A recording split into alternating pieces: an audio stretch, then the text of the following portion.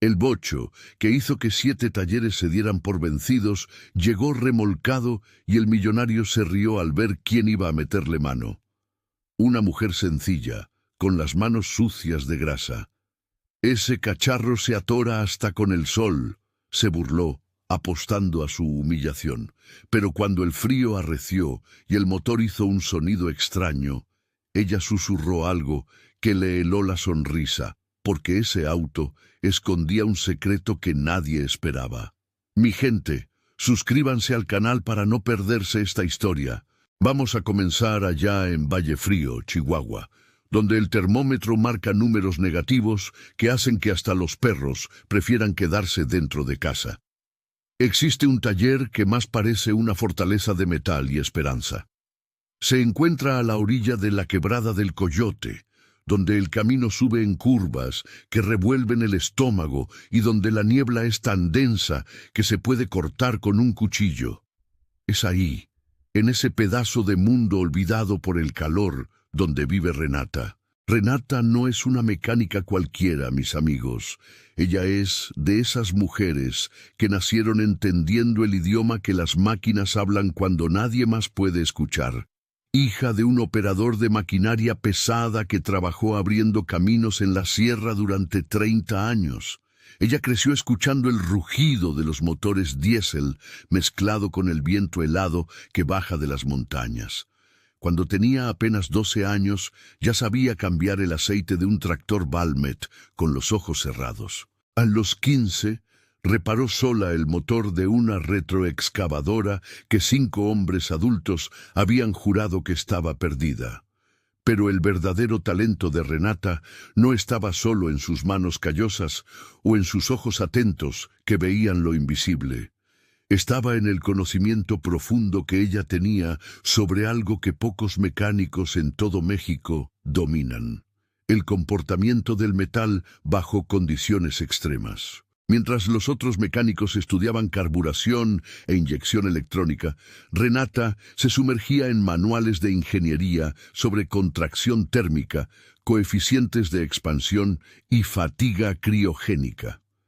Ella sabía exactamente cómo se comporta una junta de culata a sectendo, cómo el aceite se vuelve miel espesa dentro de las galerías y cómo los pistones pueden quedar atrapados dentro de los cilindros cuando el aluminio se contrae más rápido que el hierro fundido. Su taller era una mezcla de museo y laboratorio. Tenía herramientas de 3 generaciones colgadas en las paredes de madera, desde llaves fijas oxidadas de su abuelo hasta escáneres digitales modernos. El piso era de concreto manchado por décadas de grasa negra, y el olor que dominaba todo era ese perfume único de aceite quemado, mezclado con queroseno y café recalentado. En la esquina, un fogón de leña mantenía una tetera siempre silbando, porque en las mañanas de helada las herramientas quemaban los dedos de lo frías que estaban. Ahora, presten atención a lo que les voy a contar, porque es aquí donde la historia se pone realmente interesante. En una tarde de junio, cuando el frío ya había pintado los campos de manzana con esa capa blanca de hielo que parece azúcar glass, un convoy de 3 camionetas plateadas subió rugiendo por el camino de tierra que llevaba al taller de Renata.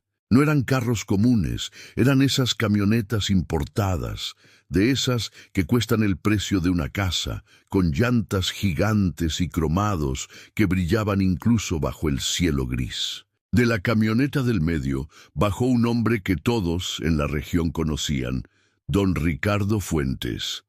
Don Ricardo era uno de esos hombres que cargan el poder en el andar. Exalcalde de la ciudad, dueño de 2 frigoríficos que procesaban toneladas de carne al día.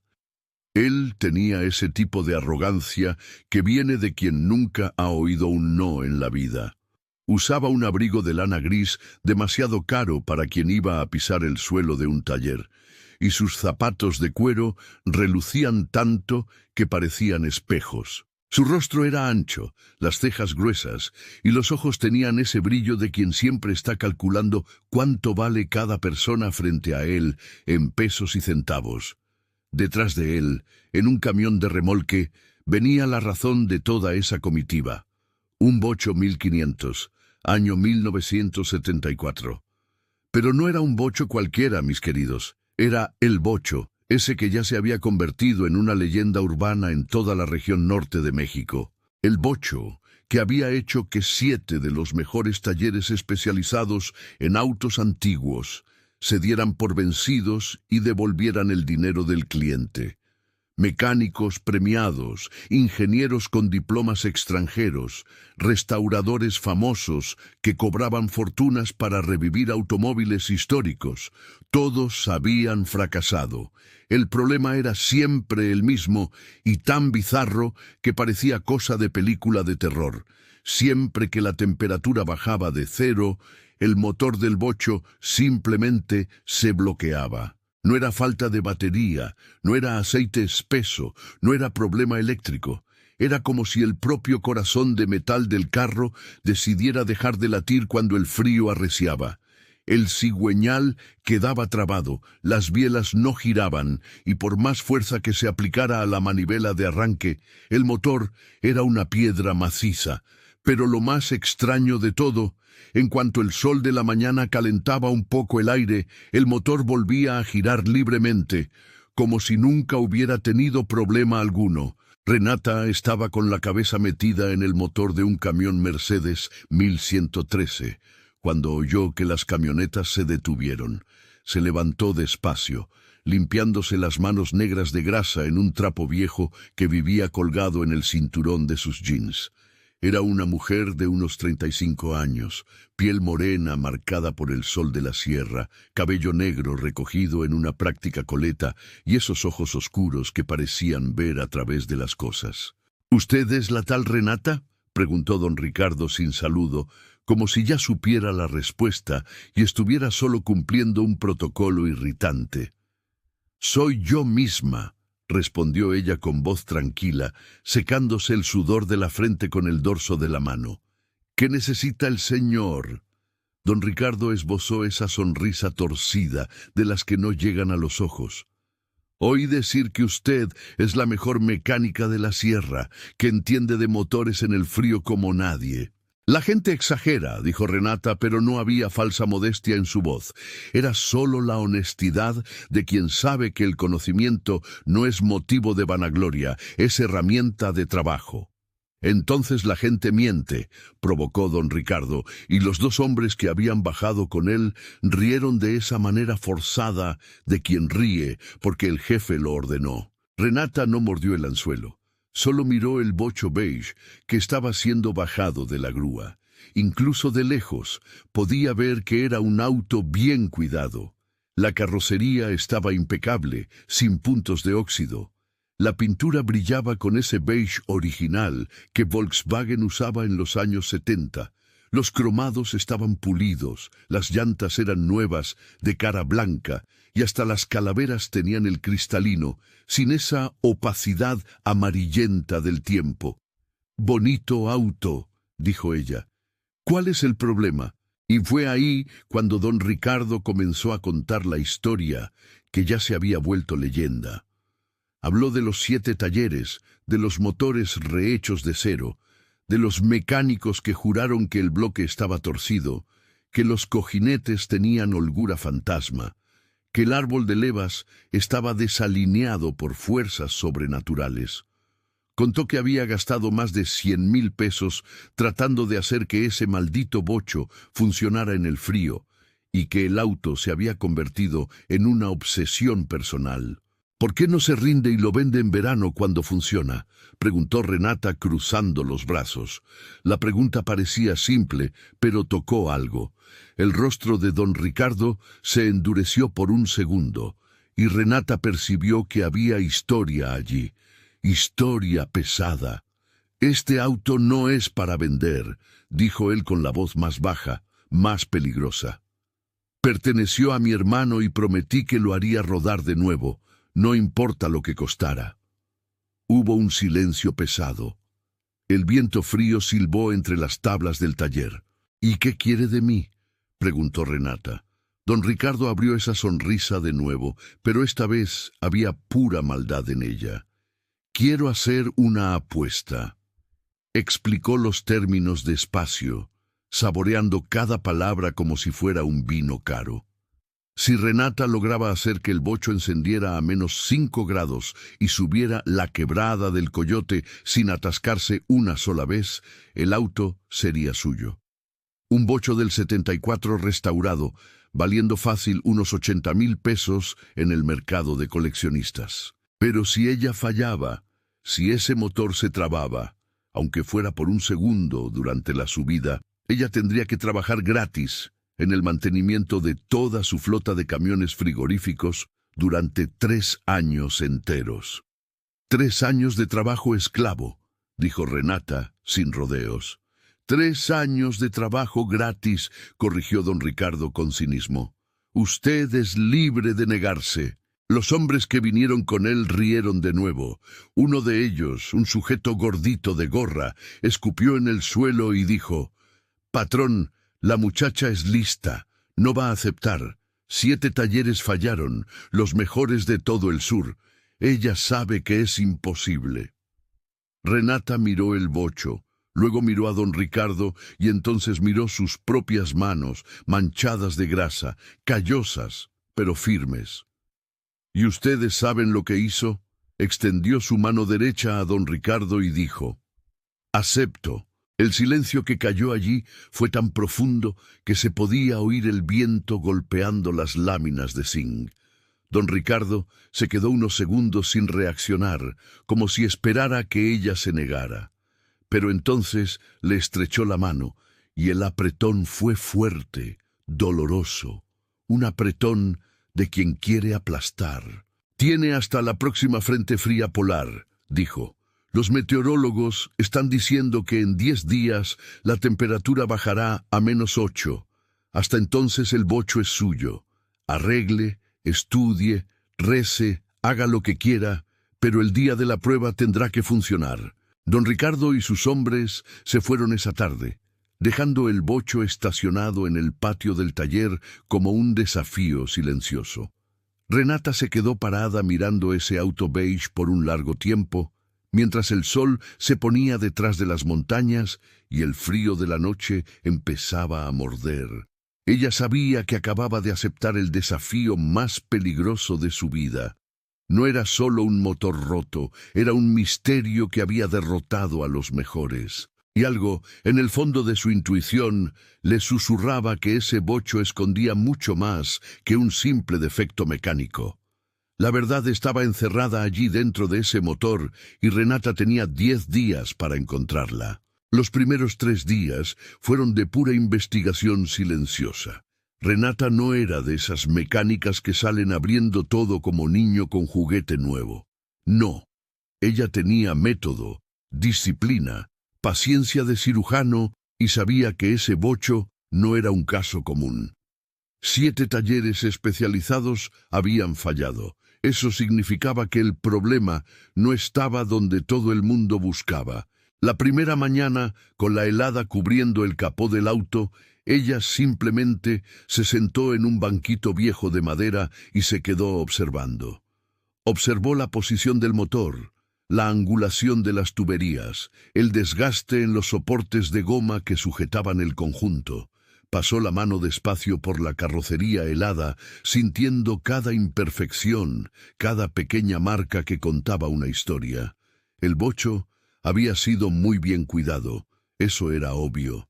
La pintura beige original estaba demasiado perfecta. Alguien había invertido tiempo y dinero en ese auto, no por necesidad, sino por amor. «¿Qué secreto guardas?», susurró al auto, como si él pudiera responder. Renata tomó una linterna LED potente y comenzó la primera inspección visual completa. Abrió el capó trasero y allí estaba él, el motor boxer de 4 cilindros horizontalmente opuestos, la marca registrada de Volkswagen. El bloque estaba impecable, con una pintura negra nueva que brillaba bajo la luz. Las culatas habían sido claramente rehechas, con tornillos Allen cromados en lugar de los originales, señal de que mecánicos caprichosos habían trabajado allí. El carburador era un Solex doble, también reacondicionado, con los chiclés limpios y brillantes. Pero Renata no miraba solo lo que estaba visible.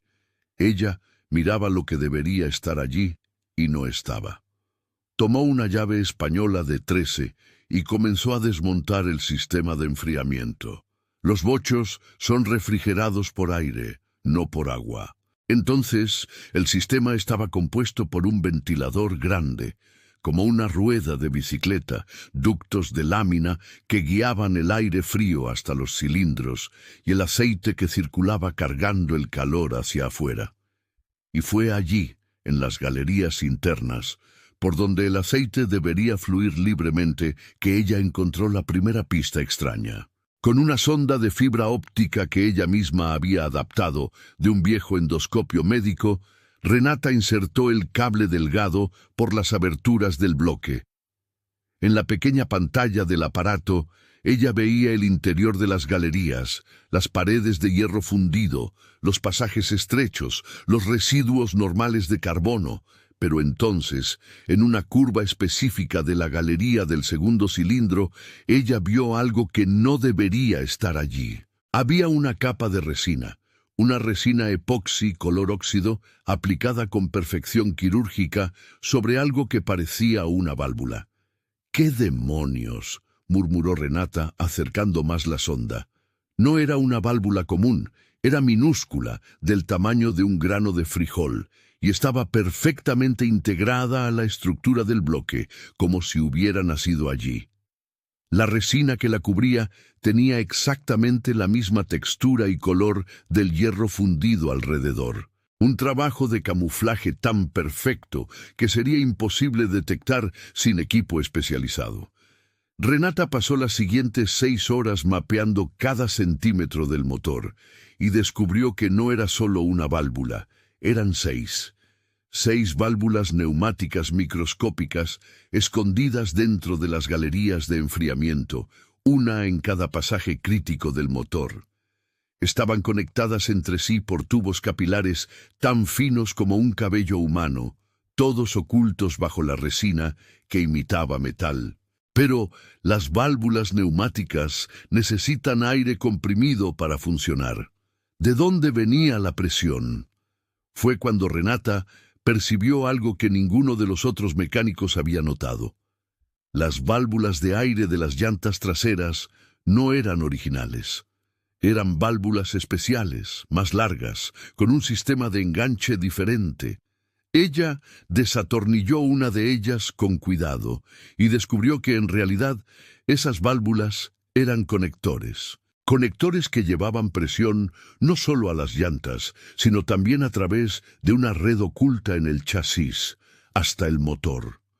«¡Híjole!», dijo en voz alta, sintiendo un escalofrío que no era del frío. Aquello no era un defecto, era un sistema diseñado a propósito. Alguien había transformado el motor de ese bocho en un mecanismo de bloqueo intencional, accionado por presión neumática y temperatura. Las válvulas microscópicas estaban hechas de una aleación especial que se expandía con el frío, obstruyendo las galerías de aceite y creando puntos de presión que literalmente atrapaban el cigüeñal en su lugar. Pero lo más impresionante, el sistema solo se desbloqueaba si recibía una secuencia específica de pulsos de presión a través de los conectores de las llantas. Era una caja fuerte mecánica. El motor entero era una caja fuerte gigantesca, cerrada por física, ingeniería y temperatura. Renata se sentó en el suelo frío del taller y se quedó mirando el bocho por largos minutos. Su mente trabajaba a velocidad máxima. Quien tenía el conocimiento para hacer una cosa de esas no era trabajo de mecánico común, era trabajo de ingeniero, de alguien que entendía de neumática industrial, de alguien que sabía diseñar sistemas de alta precisión. Y lo más importante, ¿por qué alguien haría eso?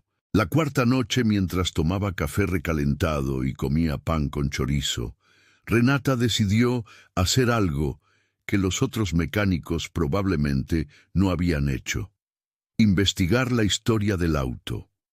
Llamó a algunos conocidos, revisó registros antiguos de la oficina de tránsito, hizo algunas llamadas discretas y lo que descubrió hizo que todo comenzara a tener sentido de una manera perturbadora. El bocho había pertenecido originalmente a Humberto Fuentes, el hermano mayor de don Ricardo. Humberto era ingeniero mecánico egresado del Instituto Politécnico Nacional, IPN. Había trabajado en industrias del Bajío diseñando compresores de refrigeradores y era conocido en la región como un genio técnico. Pero en 1987 algo sucedió.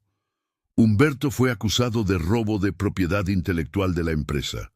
Perdió todo lo que tenía, fue humillado públicamente y murió 3 años después de un infarto fulminante a los 42 años de edad. ¿Y quién heredó todas las propiedades y negocios de Humberto después de su muerte? Don Ricardo. Renata sintió un nudo en el estómago. La historia estaba empezando a dibujarse en su cabeza. Y no era una historia bonita. Humberto había sido ingeniero de compresores y sistemas neumáticos. Él tenía el conocimiento exacto para construir ese sistema en el bocho. ¿Y si había sido acusado de robo? ¿Y si en realidad era inocente? ¿Y si había escondido las pruebas de su propia inocencia dentro del único lugar donde nadie iría a buscar, dentro del motor del auto que amaba? En el 5.º día, Renata tomó una decisión. Ella necesitaba desbloquear el sistema, pero no podía simplemente destruir el motor. Si había algo escondido allí, algo que Humberto había protegido con tanta ingeniosidad, ella necesitaba acceder a eso de la forma correcta. Necesitaba entender el código. Pasó 2 días enteros haciendo pruebas de presión. Conectó un compresor digital de alta precisión a las válvulas de aire de las llantas traseras y comenzó a intentar secuencias. 3 pulsos cortos, 2 largos y 1 corto. 1 largo, pausa, 3 cortos. Cada intento llevaba horas, porque ella necesitaba esperar a que la temperatura bajara de 0 para ver si el motor se desbloqueaba. Fue en la 7ª noche, con la temperatura marcando, secheto y su respiración volviéndose humo dentro del taller, que Renata tuvo una intuición. ¿Y si el código no fuera aleatorio? ¿Y si fuera algo personal? ¿Algo que solo Humberto sabría? Ella tomó el acta de nacimiento de Humberto, que había conseguido con un contacto en el registro civil. Fecha de nacimiento, 14 de marzo de 1945, 1435. Lo convirtió en pulsos de presión. 1 pulso largo, 4 cortos, 4. Pausa, 0, sin pulso. 3 cortos. Pausa, 4 cortos. 5 cortos. Conectó el compresor. Programó la secuencia. Apretó el botón. El compresor silbó suave, enviando los pulsos de aire a través del sistema oculto en el chasis. Renata contuvo la respiración por 10 segundos. Nada sucedió. Entonces ella escuchó un sonido que nunca había oído antes, un clic mecánico viniendo de dentro del motor, seguido de un siseo casi imperceptible de aire siendo liberado. Con las manos temblorosas, no de frío, sino de adrenalina pura, ella intentó girar el cigüeñal usando la manivela de arranque y el motor giró. Giró libre, suave, con esa resistencia perfecta de un boxer saludable. El sistema se había desbloqueado. «Lo logré», susurró, y lágrimas de pura emoción quemaron en los rincones de sus ojos. Pero Renata sabía que aquello era solo la mitad de la verdad. El motor funcionaba, ahora sí. Pero si Humberto había construido un sistema tan elaborado solo para bloquear el motor con el frío, entonces había algo más, algo que el movimiento del motor revelaría, algo que necesitaba la vibración específica del auto funcionando para ser accedido. En la mañana del 8.º día, Renata puso combustible nuevo en el tanque, conectó una batería cargada y por primera vez en años encendió ese bocho con la temperatura bajo 0. El motor tosió una vez, 2, y luego arrancó. El rugido característico del boxer llenó el taller helado. y el humo blanco salió por el escape como si el auto estuviera respirando después de un largo sueño. Y entonces ella sintió una vibración diferente. No era del motor, era del chasis, una frecuencia específica que hacía resonar el piso del auto de una manera extraña. Renata apagó el motor inmediatamente y se deslizó debajo del auto con una linterna. Allí, soldado en el larguero central del chasis, oculto por décadas de suciedad de carretera y grasa protectora, estaba un compartimento neumático del tamaño de una caja de zapatos, con una tapa que solo abría cuando recibía la vibración armónica exacta del motor funcionando a determinada rotación. Las manos de Renata temblaban cuando limpió la suciedad y vio que la tapa estaba entreabierta. La vibración del motor había hecho el trabajo. Dentro del compartimento, protegido por plástico impermeable, había un sobre amarillento por el tiempo. Ella no lo abrió, todavía no, pero sabía lo que había allí dentro. Sabía por el peso de la cosa, por la forma en que el destino entero parecía respirar en ese momento. Eran documentos, pruebas, la verdad que Humberto había escondido hace casi 40 años. Renata cerró el compartimento con cuidado, se deslizó de vuelta por debajo del auto y se quedó allí sentada en el suelo frío, abrazando sus propias rodillas. El bocho estaba funcionando. Ella había ganado el desafío técnico. Podría llamar a don Ricardo ahora mismo, decir que estaba lista para la prueba de la sierra, ganar el auto y olvidar todo. Pero estaba el sobre, estaba la verdad. Y por primera vez en su vida, Renata percibió que reparar el motor había sido la parte fácil. La parte difícil estaba apenas comenzando. Renata no durmió esa noche. Se quedó sentada en la silla vieja de cuero del taller, mirando el sobre sellado que había puesto encima de la mesa de trabajo. La luz amarilla de la lámpara incandescente, colgada del techo, se balanceaba levemente con el viento que entraba por las rendijas de las tablas, haciendo que las sombras danzaran en las paredes. El bocho estaba allí, silencioso como un secreto guardado. El capó trasero aún abierto, mostrando el motor que ella finalmente había descifrado. Pero ese sobre era diferente. No era un problema mecánico que ella pudiera resolver con una llave inglesa y conocimiento técnico. Era un problema humano. Y esos, ella lo sabía muy bien, eran los más peligrosos de todos. Cuando el sol comenzó a aclarar el horizonte de las sierras, pintando el cielo de naranja y rosa por encima de las montañas cubiertas de niebla, Renata finalmente tomó coraje, tomó el sobre con cuidado, como si fuera una granada a punto de explotar, y abrió el sello que había resistido casi 40 años, escondido dentro de un chasis de bocho. Dentro había 3 documentos.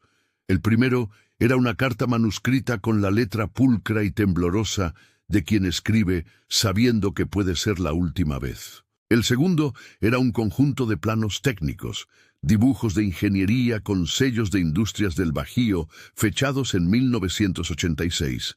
Y el tercero era una escritura de propiedad rural con sellos de notaría y firmas reconocidas. Renata comenzó a leer la carta, y con cada línea sentía el estómago apretarse más. Si alguien está leyendo esto, significa que logró resolver el enigma del motor. Significa que es lo suficientemente inteligente para entender la verdad.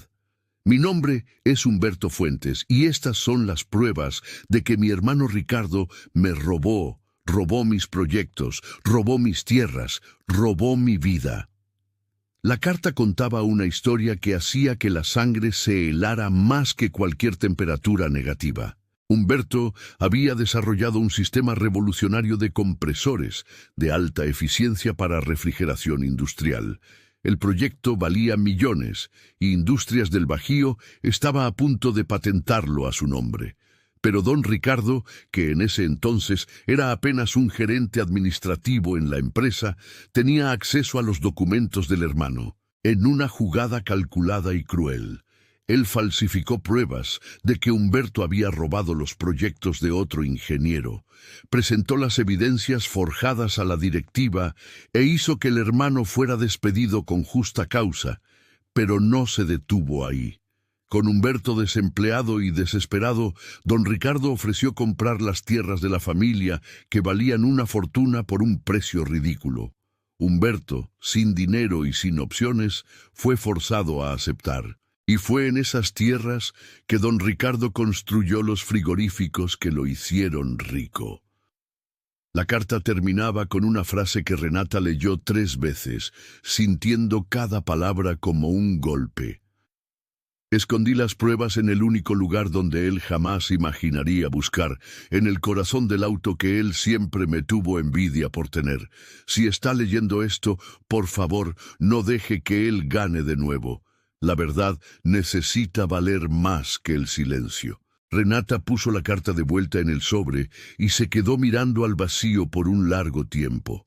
Afuera, los pajarillos comenzaban a cantar y la helada de la madrugada comenzaba a derretirse bajo los primeros rayos de sol. Era un día bonito naciendo, pero ella no conseguía sentir nada más allá de un peso enorme en el pecho. Los planos técnicos probaban que los proyectos eran originales de Humberto. Tenían sus marcas personales, anotaciones de puño y letra, cálculos que solo él podría haber hecho. La escritura mostraba que la venta de las tierras se había hecho por un valor tan bajo que cualquier juez reconocería como venta bajo coacción, una transacción forzada que nunca sería aceptada en condiciones normales. Ella tenía en sus manos todo lo que necesitaba para destruir a don Ricardo, todo para hacer justicia para un hombre que había muerto hace décadas, llevando la injusticia en el pecho. Pero había un problema grande y aterrador. Si ella mostraba las pruebas ahora, don Ricardo negaría todo. Diría que eran documentos falsificados, que Renata había inventado aquello para no tener que cumplir la apuesta. Y él tenía dinero, poder, abogados caros. Ella era apenas una mecánica de la sierra. ¿A quién le creería el juez? Pero si ella cumplía la apuesta, si hacía que el bocho subiera la sierra funcionando perfectamente y le entregaba el auto a don Ricardo como lo habían acordado, él tendría acceso al compartimento secreto, él descubriría los documentos y con toda certeza destruiría todo antes de que alguien pudiera verlos. La verdad desaparecería para siempre, quemada en alguna chimenea o rasgada en pedazos demasiado pequeños para reconstruir. Renata estaba atrapada. Era un jaque mate perfecto. En los 2 días siguientes, ella intentó encontrar una salida.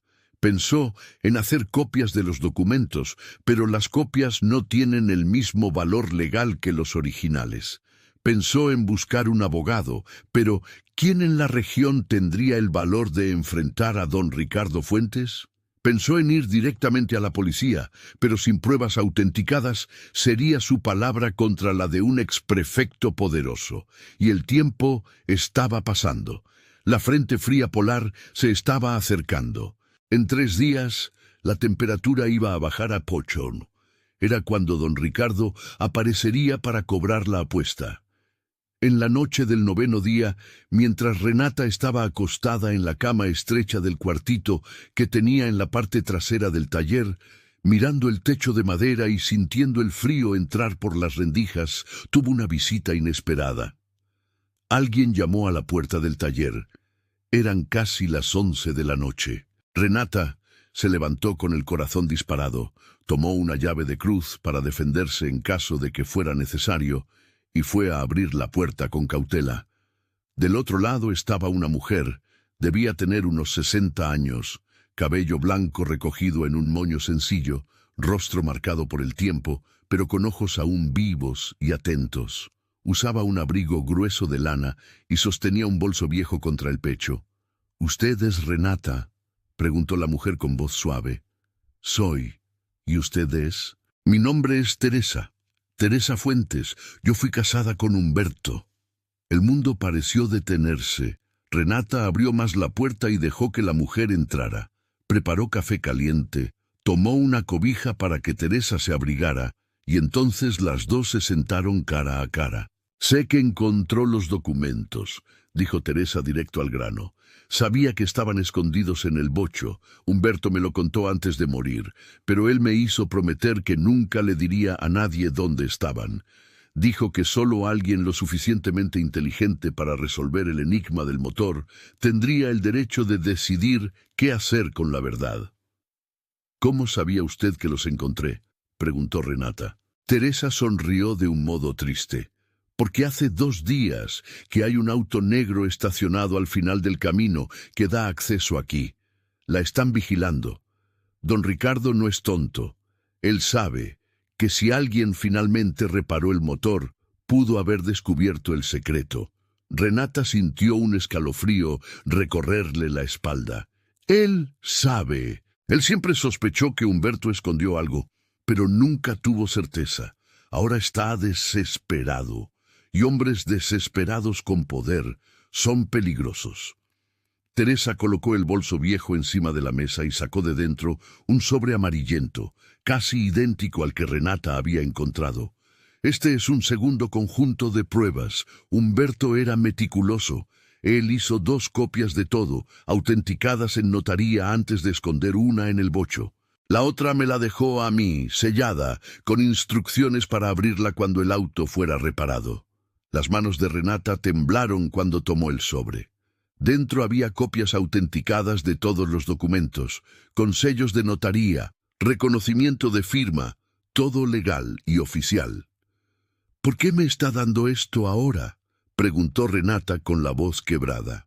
Teresa sostuvo sus manos con firmeza. La piel de la mujer era cálida, a pesar del frío de la noche, «porque usted tiene una elección que hacer. Una elección que va a definir el tipo de persona que es. Puede entregar el auto a don Ricardo, ganar el bocho, quedarse callada y seguir con su vida. O puede hacer lo correcto, incluso sabiendo que le va a costar caro». «Él puede destruirme», susurró Renata. «Puede, pero la verdad es que no todos los tipos de victoria valen el precio del silencio», dijo Teresa. Y había una sabiduría profunda en esos ojos cansados. Humberto murió creyendo que la justicia no existía. No deje que él siga creyendo eso, incluso desde el otro lado. Teresa se levantó, se acomodó el abrigo y caminó hasta la puerta.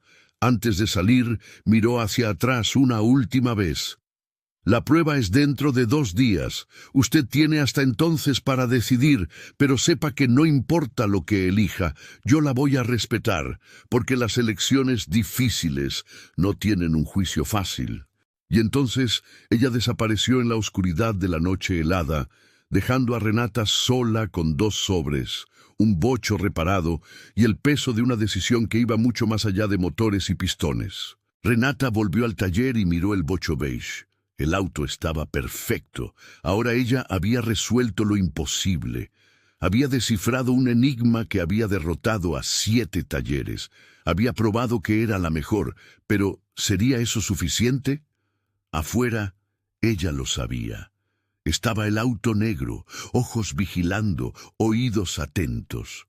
Don Ricardo estaba esperando y en 2 días, cuando la temperatura bajara y la sierra se cubriera de hielo, ella tendría que tomar la decisión más importante de su vida. Hacer que el bocho subiera a la sierra, fácil. Ella ya sabía cómo. Lo difícil era decidir hacia dónde iba a apuntar cuando llegara arriba. El día de la prueba amaneció con el cielo cargado de ese color gris plomo que todo habitante de la sierra conoce bien. Era el aviso de la naturaleza. Viene algo fuerte. El termómetro marcaba segundo a las 6 de la mañana, pero los meteorólogos estaban confirmando que para el mediodía la temperatura bajaría a 8. La frente fría polar había llegado antes de lo esperado y con ella vino un viento cortante que hacía que los ojos lagrimearan y la piel ardiera. Renata había dormido solo 3 horas, pero no era de cansancio de lo que su cuerpo se quejaba. Era de la adrenalina pura que corría por sus venas desde que Teresa había aparecido 2 días atrás. Los 2 sobres estaban guardados en lugares diferentes. Uno dentro de una lata de galletas vieja, escondida detrás de las herramientas. Otro dentro de la chaqueta gruesa que ella estaba usando, doblado en 4 y pegado con cinta adhesiva contra el pecho, debajo de la camisa de franela. Ella tenía un plan, no era un plan perfecto, pero era el único que tenía sentido en su cabeza, y para funcionar necesitaba coraje y un timing preciso. A las 8 de la mañana, 3 camionetas plateadas subieron por el camino de tierra, esta vez acompañadas por 4 autos más. Don Ricardo no había venido solo, había traído testigos, como si aquello fuera un evento oficial. Bajaron de las camionetas y de los acompañantes de siempre, 6 hombres más, incluyendo 2 que Renata reconoció como abogados de la ciudad, siempre de traje, incluso con el frío absurdo, y un sujeto bajito con una cámara profesional colgada al cuello. «¡Buenos días, Renata!», gritó don Ricardo desde lejos, abriendo los brazos como si fuera un presentador de circo. «Hoy es el gran día, el día en que usted se convertirá en leyenda o en una triste historia de advertencia». Los hombres a su alrededor rieron de esa manera forzada de siempre. Renata no respondió. Solo se limpió las manos en un trapo y caminó hasta el bocho, que estaba estacionado frente al taller, cubierto por una lona vieja que ella había puesto para protegerlo de la helada de la noche. Cuando ella quitó la lona, revelando el bocho beige pulido y brillante, incluso bajo el cielo gris, hubo un silencio. El auto estaba impecable, la carrocería reluciente, los cromados perfectos, las llantas calibradas. Parecía que había salido de la agencia esa mañana. «Bonito trabajo», dijo don Ricardo, pero el tono era más de amenaza que de elogio. «Pero la belleza no hace que un motor ruede con el frío. Vamos a ver si usted realmente es buena o si es solo palabrería». Renata abrió la puerta del conductor, ajustó el asiento hacia adelante, porque ella era más baja de lo que Humberto debía ser, y giró la llave en el encendido. El motor de arranque comenzó a girar, forzando el cigüeñal. Una vez, 2, a la tercera, el motor arrancó con ese rugido ronco y característico del boxer refrigerado por aire. El humo blanco salió por el escape denso en el aire helado. El termómetro digital que don Ricardo había traído marcaba 3 grados. «Cualquier auto funciona a menos», se burló. «La prueba es en la subida, vamos para la sierra. Si ese motor se traba una sola vez antes de llegar a la cima, usted pierde. Y si llega, usted gana el auto. Y yo nunca más hablo de esto». Renata lo miró fijamente. «¿Y si gano? Usted va a aceptar de buena gana, sin revancha, sin buscarle 3 pies al gato». Don Ricardo sonrió esa sonrisa de serpiente. «Tengo testigos aquí, abogados, hasta filmación. La apuesta es oficial, pero relájese, muchacha, usted no va a ganar». La caravana comenzó a moverse, el bocho al frente con Renata al volante, las camionetas de don Ricardo detrás y los otros autos siguiendo. El camino que llevaba hasta el pie de la quebrada del Coyote era de asfalto lleno de baches, con curvas cerradas y topes que hacían que los amortiguadores se quejaran. El motor del bocho ronroneaba firme, manteniendo la temperatura de aceite estable, incluso con el frío aumentando cada minuto. Cuando llegaron al inicio de la sierra propiamente dicha, donde la señal verde indicaba la quebrada del Coyote, curvas peligrosas, velocidad máxima 40 km/h, la temperatura había bajado a chinto. El viento estaba tan fuerte que balanceaba los autos y la niebla comenzaba a descender de las montañas como una manta fantasmal. Renata respiró hondo. Sus manos en el volante estaban firmes, pero el corazón latía como un pistón en alta rotación. Ella sabía que el motor iba a funcionar. Estaba segura de eso. El sistema de bloqueo había sido desactivado con la secuencia correcta y las válvulas neumáticas estaban abiertas. El bocho iba a subir esa sierra sin problema alguno, pero la pregunta que martillaba en su cabeza era: ¿y después? La subida comenzó. La primera rampa era suave, una curva amplia que ganaba altitud despacio. El bocho la tomó sin dificultad, la primera marcha tirando firme, el motor cantando esa música metálica que solo los boxers antiguos saben hacer. La segunda curva fue más cerrada, una herradura de casi 180 con piedras sueltas en el borde. Renata maniobró con cuidado, sintiendo las llantas buscar adherencia en el asfalto helado. Detrás de ella, las camionetas venían despacio, acompañando. Por el retrovisor, ella podía ver a don Ricardo en la ventanilla del pasajero de la primera, el rostro pegado al cristal, observando cada movimiento del bocho, como un halcón observa a su presa. La tercera curva fue donde los otros 7 mecánicos habían fallado. Era la famosa curva del hielo, donde la temperatura siempre bajaba unos 3 o más, a causa de la sombra permanente de una pared de piedra. Allí, con 7, 8, era donde los motores solían bloquearse. Renata redujo a primera, dejó que el motor trabajara en rotación media, sintiendo cada vibración del volante en sus manos.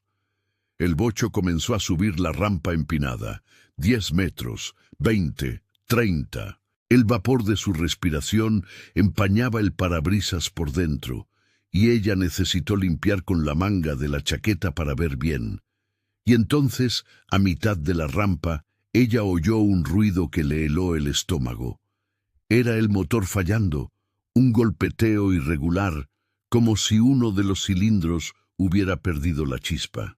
El bocho dio un tirón, la rotación bajó, y por un segundo terrible, Renata pensó que había calculado mal, que el sistema aún se estaba bloqueando, pero no. No era el sistema neumático, era una falla eléctrica simple, un cable de bujía que se había aflojado con la vibración de la subida. Ella sabía eso porque reconocía el sonido. Sin pensarlo 2 veces, Renata pisó el embrague, jaló el freno de mano y con el motor aún encendido, pero fallando, bajó del auto.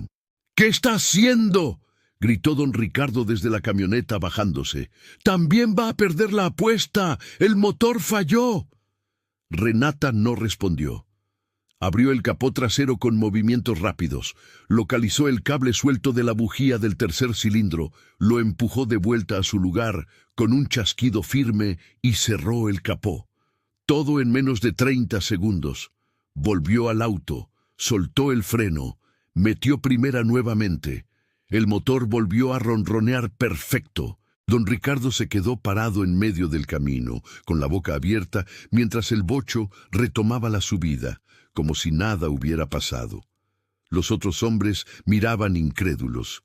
Aquella mujer había diagnosticado y reparado una falla en segundos, bajo un frío absurdo, sin siquiera pestañear. A partir de allí, el bocho subió como un campeón, curva tras curva, rampa tras rampa, ganando altitud mientras el mundo de abajo desaparecía bajo la niebla. La temperatura bajó a 8, pero el motor mantenía la fuerza, las marchas entraban suaves, y el rugido era de una máquina perfectamente afinada. Cuando Renata llegó al mirador, en la cima de la sierra, donde había un estacionamiento de tierra y una cafetería cerrada a causa del frío, el termómetro marcaba 9. Ella apagó el motor, jaló el freno de mano y se quedó sentada allí dentro del bocho por algunos segundos, solo escuchando el silencio del mundo allá arriba. Lo había logrado. Lo imposible estaba hecho. Las camionetas llegaron justo detrás. Don Ricardo bajó con el rostro rojo, pero Renata no sabía si era del frío o de la rabia. Caminó hasta el bocho despacio, miró la carrocería, pateó levemente una de las llantas, como si estuviera probando si el auto era real, y entonces miró a Renata a través del cristal. Ella abrió la puerta y salió. Se quedaron allí cara a cara, con el viento helado silbando entre ellos. «Usted ganó», dijo don Ricardo, y cada palabra parecía doler al salir. «El auto es suyo. La apuesta está pagada. Renata no sonrió, no festejó, solo asintió despacio. Entonces dijo algo que don Ricardo no estaba esperando. Quiero que vea una cosa antes de que yo acepte el auto. Ella fue hasta la parte trasera del bocho, se deslizó por debajo del chasis frente a todos y apretó el mecanismo oculto que ella había descubierto. El compartimento neumático se abrió con un clic suave y ella sacó el sobre de dentro. Cuando se levantó, cubierta de grasa del chasis, pero sosteniendo el sobre amarillento en las manos, don Ricardo se había puesto pálido, tan pálido que parecía que había visto un fantasma. ¿Usted lo abrió?, susurró. Lo abrí y descubrí lo que Humberto escondió aquí dentro, dijo Renata con la voz firme como el acero. Descubrí la verdad sobre los proyectos robados, sobre las tierras que le quitó, sobre cómo usted destruyó a su propio hermano. El silencio que cayó allí en la cima de la sierra fue más pesado que todo el frío del mundo junto. Los otros hombres miraban sin entender, pero los abogados de don Ricardo habían fruncido el ceño y Renata percibió que ellos sabían, al menos desconfiaban. Don Ricardo dio un paso adelante amenazante. Ese sobre no prueba nada, son papeles viejos. ¿Usted me va a dar eso ahora o qué? Renata lo cortó y había coraje puro en su voz. ¿Me va a amenazar aquí, frente a testigos, frente a una cámara? ¿Usted realmente quiere hacer eso? Ella se giró hacia la cámara que el fotógrafo aún sostenía y habló alto y claro. Mi nombre es Renata.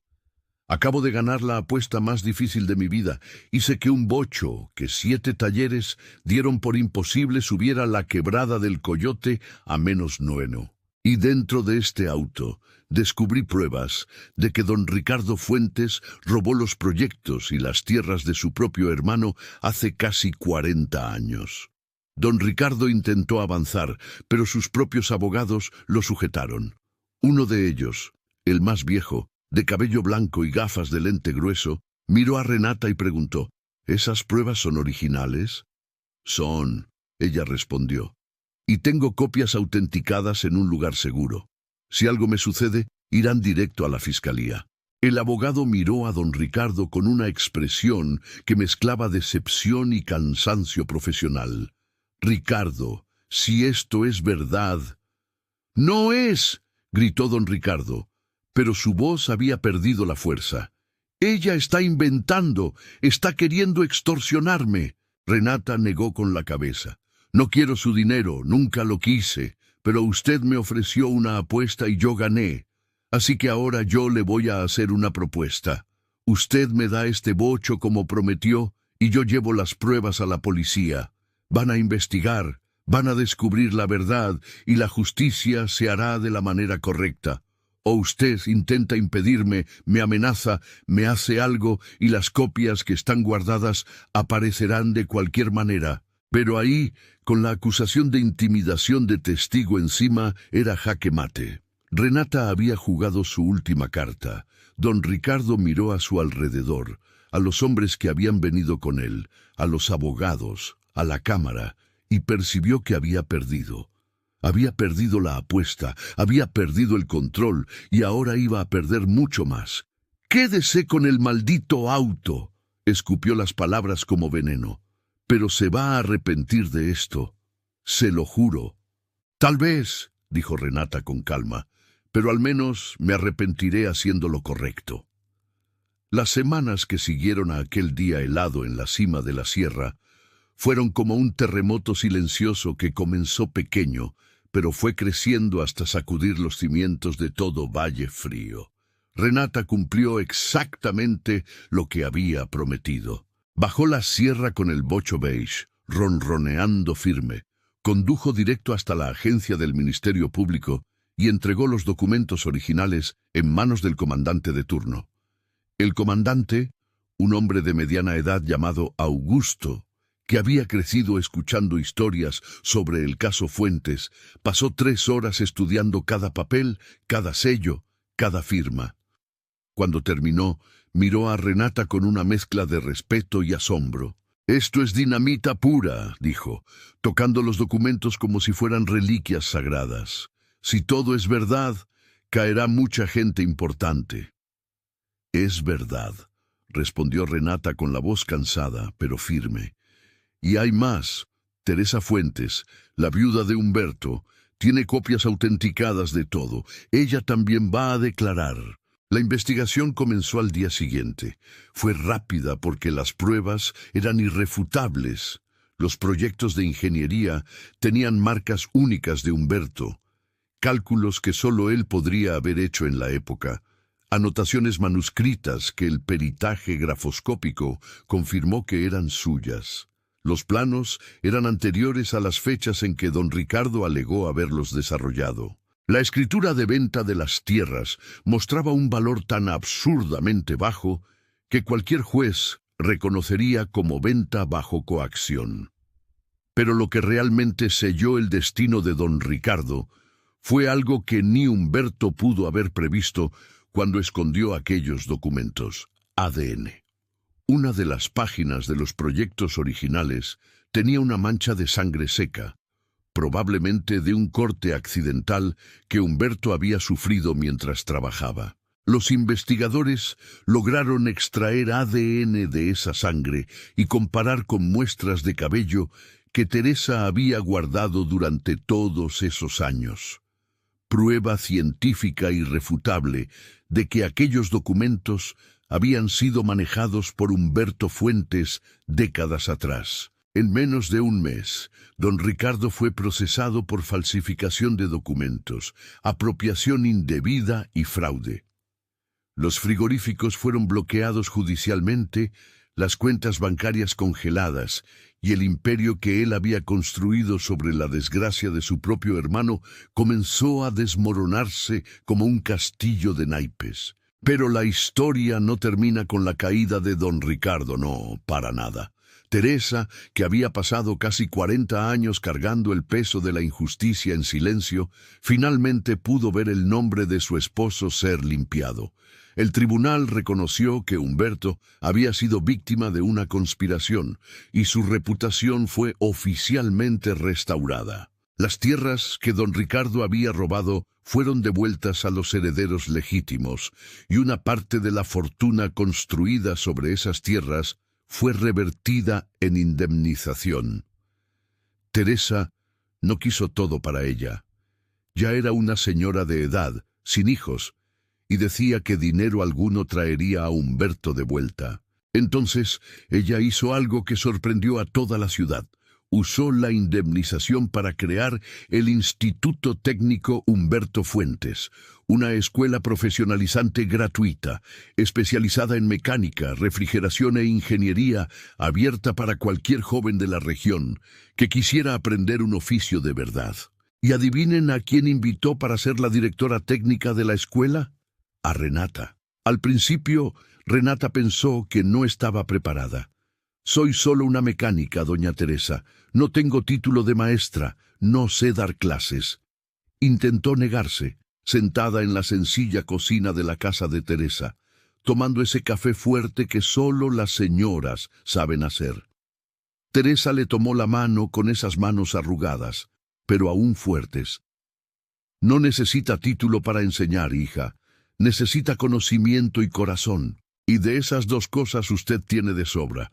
Humberto estaría orgulloso de que usted transmitiera lo que él amaba». Entonces, Renata aceptó, y así comenzó una nueva fase de su vida. La escuela abrió sus puertas 6 meses después de aquel día en la sierra. Era un edificio moderno, construido en un terreno que había sido parte de las antiguas propiedades de Humberto, con talleres equipados, salones de clase cómodos y laboratorios de refrigeración de última generación. Pero el corazón de la escuela, lo que todo el mundo quería ver cuando visitaba, era la pieza central del vestíbulo de entrada.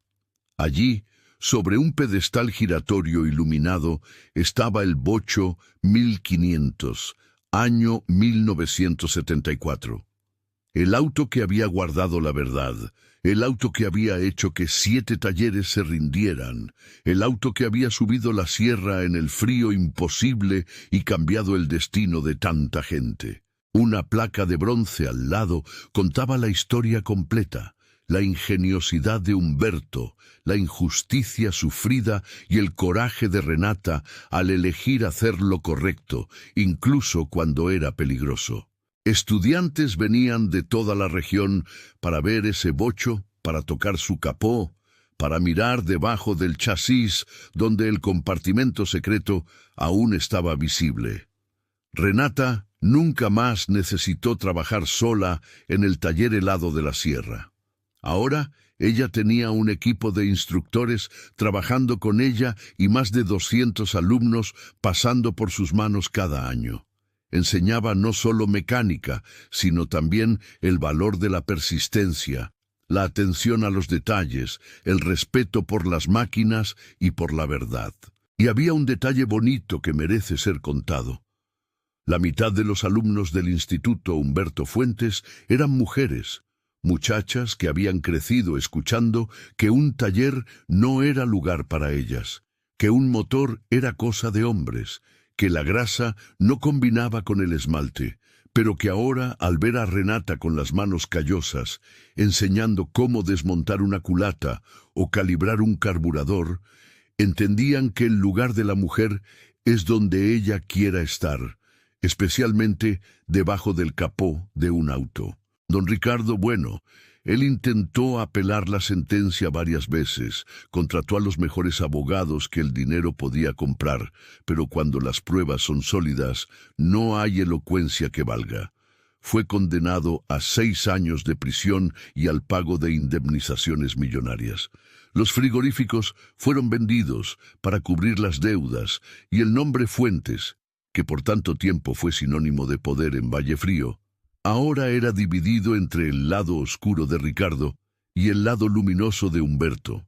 Un día de septiembre, casi un año después de aquella subida histórica en la sierra, Renata estaba en el taller escuela enseñando a un grupo de 15 alumnos sobre sistemas de refrigeración por compresión, cuando una de las alumnas, una muchacha de 17 años llamada Julia, levantó la mano. «Maestra, ¿es verdad que usted casi se rindió de denunciar a don Ricardo, que tuvo miedo?» La pregunta tomó a Renata por sorpresa. Ella detuvo lo que estaba haciendo, se limpió las manos en un trapo y miró a toda la clase. Todos habían dejado de trabajar y la estaban mirando con esa atención completa que solo los jóvenes dan cuando sienten que van a escuchar algo verdadero. «Sí, tuve miedo, Julia», respondió Renata con honestidad. «Mucho miedo. Había noches en que me despertaba sudando frío, pensando en todo lo que podía salir mal. Pero ¿saben qué aprendí? Coraje no es no tener miedo. Coraje es hacer lo correcto, incluso cuando el miedo está apretando el pecho». Ella caminó hasta la ventana que daba vista al vestíbulo, desde donde se podía ver el bocho beige girando despacio sobre las luces. «Ese auto de allí me enseñó que algunas cosas en la vida son más grandes que uno. Algunas verdades necesitan ser dichas, no importa el precio. Y ustedes, cada uno de ustedes aquí, van a encontrar momentos así en sus vidas. Momentos donde van a tener que elegir entre lo fácil y lo correcto». «¿Y cómo sabemos cuál elegir?», preguntó otro alumno, un muchacho tímido del fondo del salón. Renata sonrió. «Ustedes ya saben. En el fondo todo el mundo siempre sabe. Lo difícil es tener el valor de actuar de acuerdo con lo que el corazón está gritando». Aquella noche, cuando la escuela estaba vacía y silenciosa, Renata se quedó sola en el vestíbulo, mirando el bocho. De vez en cuando, ella todavía hacía eso. Se quedaba allí conversando mentalmente con el auto, con la memoria de Humberto, con la propia Teresa, que ahora estaba enferma, pero aún visitaba la escuela siempre que podía. «Lo logramos, don Humberto», susurró al auto. «La verdad salió de dentro de este motor y cambió muchas cosas. Usted puede descansar en paz ahora». Y entonces algo extraño sucedió. Tal vez solo fue el viento golpeando los cristales. Tal vez, fue su imaginación, pero Renata juró que oyó un rugido suave viniendo del motor del bocho, un rugido contento, satisfecho, como si el alma de aquel ingeniero brillante finalmente hubiera encontrado el descanso que merecía. Hoy, casi 3 años después de aquel día helado en la sierra, el Instituto Técnico Humberto Fuentes es referencia nacional en formación técnica. Renata se convirtió en una oradora solicitada, dando conferencias sobre empoderamiento femenino en áreas técnicas por todo México. El Bocho Beige ya recibió más de 50,000 visitantes y cientos de jóvenes, muchos de ellos venidos de familias humildes que nunca imaginaron poder tener una educación de calidad. Se graduaron como mecánicos, técnicos en refrigeración e ingenieros de mantenimiento. La lección que quedó de toda aquella historia es que la verdad tiene peso, que la justicia puede tardar, pero cuando llega, llega con fuerza, y que a veces, mis queridos amigos, el motor más importante que uno repara en la vida no es el de un auto, es el motor de la dignidad humana, que a veces se traba en el frío de la injusticia, pero que siempre puede volver a funcionar cuando encuentra las manos adecuadas para cuidarlo. El bocho, que hizo que 7 talleres se dieran por vencidos, no era un auto maldito, era una caja fuerte de esperanza, esperando a alguien lo suficientemente valiente para abrirla. Y esa alguien fue una mujer de la sierra, de manos callosas y corazón inmenso, que probó que lo imposible es solo cuestión de encontrar la llave correcta, la llave de la verdad, la llave del coraje, la llave de la justicia, y esa llave, como Renata siempre les dice a sus alumnos, está dentro de cada uno de nosotros. Solo hay que tener el valor de girarla. Así es.